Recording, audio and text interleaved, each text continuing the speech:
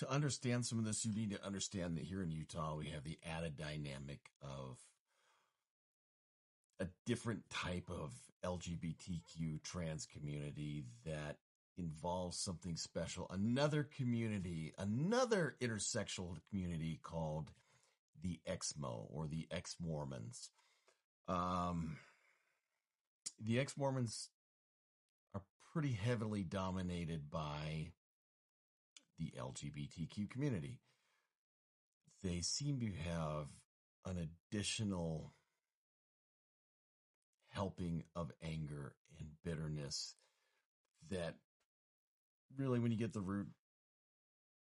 down to the root of things, it revolves around the church won't change for us.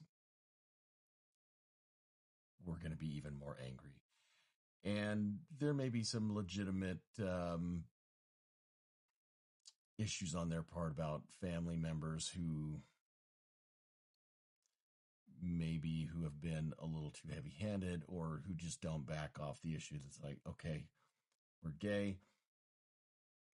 This is the deal. And keep trying to push church to them. It's hard to say because, there's two sides to every story.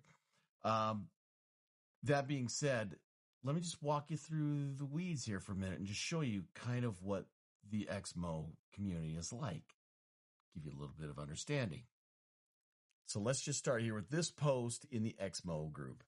Neighbors of the Robinson family told USA Today that they attended the Church of Jesus Christ of Latter-day Saints, whose members are colloquially known as Mormons.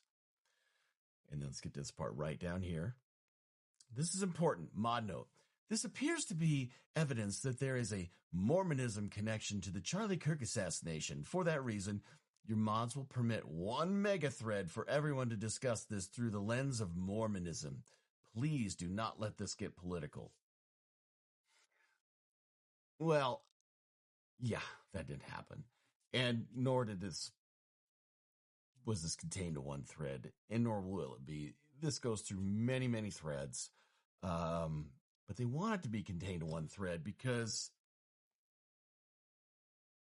Tyler Robinson is one of them. And in a lot of ways, Tyler Robinson's family is one of them. Let me just show you. Right here's another post. They talk about the Mormon connection of here. Tyler Robinson's family his family is LDS, Mormon. For those of you who don't know, that's not where the story ends. Peel back the blah, blah, blah, blah, blah. Okay, so there's a link here. Okay, in that, it takes us to a Huffington Post article. Very left-leaning. So for those of you who are leftists, this should be a credible news agency for you. Like the Robinsons, Schweierman is a member of the Church of Jesus Christ of Latter-day Saints. She said they belong to the same congregation, and she said the family hadn't been active in the church for at least 8 years.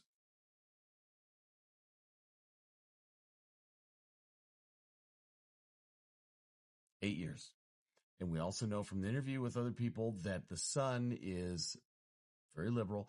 What have we found out now?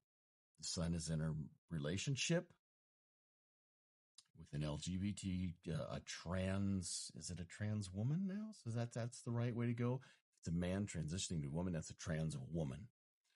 So this is their people. Ex-Mormon, trans, LGBT, they're under the same tent. This is their flag. They are desperately trying to disassociate themselves with this. And here's why. Let me just show you why.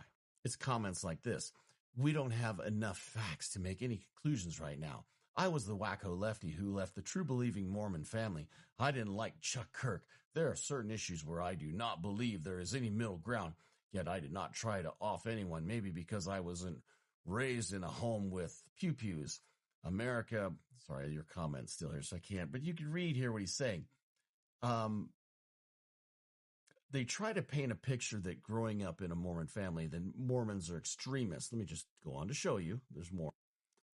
I'm a pretty radical leftist. I want companies to be owned by employee collectives, automation, AI to provide UBI. shelter, healthcare, education for all. I want to invest in public infrastructure, prepare for climate change affecting blah, blah, blah, blah. But murder doesn't help those goals, so I'm not motivated to do it. Sure you're not. I'm a pretty radical leftist. I want dictatorship of the proletariat and the workers to own the means of production. And yes, these comments are in a thread about Charlie Kirk. And not the one that's supposed to be the mega thread either. I find it's interesting that the one thread that somebody starts here, religious trauma syndrome. I'm a clinical psychologist specializing in religious trauma syndrome. Ask me a question about healing from Mormonism. At the time I saw this, it had been up for several hours and no engagement. Nobody wants to heal over there.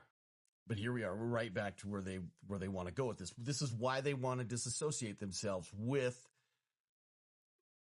Tyler. Because Tyler is an EXMO. He is one of them. This comment right here shows it's not surprising to me that this guy potentially has ties to Mormonism. Extremist beliefs always have violent potential, and Mormon beliefs are extremist beliefs. The absolute certainty that they know what God wants and a conviction to obey and act when they believe it is justified. I watched the guy getting assaulted in Idaho rally yesterday for saying words that demonstrators didn't like. Those who were beating him certainly felt it 100% justified based on their extreme convictions. When you've grown up with it, it is better that one man should perish than a nation should dwindle and perish in unbelief. It is not a stretch to insert any worldview into this mindset or do crazy shiz like shooting, pew-pewing Charlie Kirk. Okay. What's interesting is this person also is ex-Mormon, meaning extremist beliefs always have violent potential. You yourself are of that extremist belief that has violent potential then, by your own definition.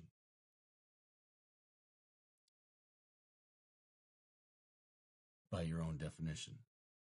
Right there. Yet they don't want to face it. But it's easier to go ahead and just pin it on being Mormon. See, this is where this is going to get crazier. And this is why what I mean. There is an extra little edge to the rainbow community here. And don't play leapfrog with unicorn. It just doesn't turn out well. This is a very, very different kind of crime than a mass pew-pewing. It is an actual honest-to-God assassination. But I think we all need to acknowledge how fundamentally different this is than some a-hole walking into a school or a church with an AR-15. I shed no tears for Kirk and feel that the pew-pewer should face a fair trial and sentencing, but he won't because he pew-pewed someone the right-wing establishment cares about, unlike how they feel about kids. Right, which is... You guys, yeah, we won't even get into that. I'm running out of video time. But to give you an idea what this group is like, here they are talking about visiting temples on vacation and making sure to say, hey, go ahead and catch the artwork. I had the opportunity to make the pilgrimage to my new favorite temple. The artwork was inspiring. He felt the spirit the whole time he was there. It's another last week. I love LDS live donkey shows. I bet you do. Probably only have to look in the mirror to see a good one. At the end of the day, that's what we find out. We learned that, especially down the Orem and Provo area. A couple of years ago, I read an article that said Orem and Provo were like the fastest growing LGBTQ progressive cities in America.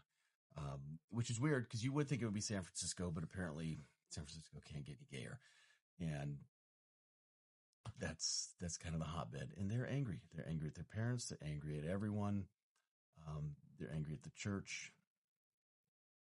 And Charlie was who they could take it out on.